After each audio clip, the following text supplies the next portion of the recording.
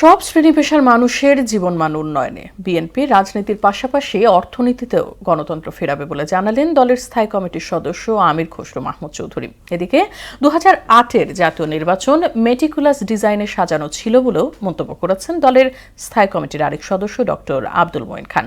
রাজধানীতে আলাদা অনুষ্ঠানে আজ এসব কথা বলেন তারা। তানজিদ ভুঁইয়ার প্রতিবেদন। বিএনপি চেয়ারপারসনের রাজনৈতিক কার্যালয়ে গুলশান থানার নেতাকর্মীদের সাথে বৈঠক করেন বিএনপির ভারপ্রাপ্ত চেয়ারম্যান তারেক রহমান। সকাল 11টায় শুরু হওয়া প্রায় 2 ঘন্টার বৈঠকে ঢাকা 17 আসনের সামাজিক নিরাপত্তা, পরিবেশের বিভিন্ন সমস্যা সহ নানা বিষয়ে আলোচনা হয়। এ সময় ধানের শীষের পক্ষে গণজোয়ারের সৃষ্টিতে নেতাকর্মীদের দিক নির্দেশনা দেন তারেক রহমান। প্রয়াত বিএনপি চেয়ারপারসন বেগম খালেদা জিয়ার স্মরণে বুধবার জাতীয় প্রেসক্লাবে জিয়া পরিষদের উদ্যোগে আলোচনা সভা।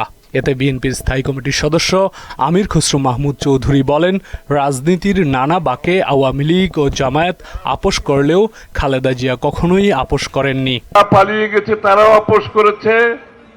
যারা আজকে নির্বাচন করছে আমাদের সাথে, তাদের মন্তব্য আমরা শুনেছি 1-11। একমাত্র বেগম খালেদা জিয়া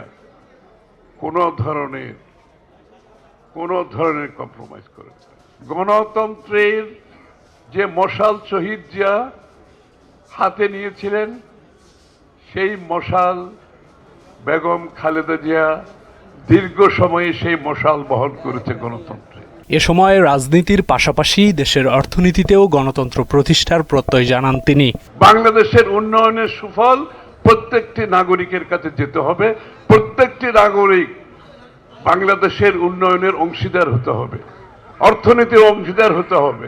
এদিকে ঢাকা রিপোর্টার্স ইউনিটিতে বেগম জিয়ার স্মরণে আয়োজিত শোক সভায় ডক্টর মঈন খান বলেন, গণতন্ত্রের নামে স্বৈরতন্ত্র চালানো শাসকরা আদর্শচ্যুতির কারণেই পালিয়ে যেতে বাধ্য হয়েছে। দেশনেত্রী বেগম খালেদা জিয়ার জীবনের ঘটনা প্রবাহ পর্যালোচনা করুন, দেখবেন তখন থেকে প্রতিটি দিন তিনি সংগ্রাম করে গিয়েছেন। সংগ্রাম করেছেন কি জন্যে? সংগ্রাম করেছেন অন্যায়ের বিরুদ্ধে, সংগ্রাম করেছেন স্বৈরাচারের বিরুদ্ধে।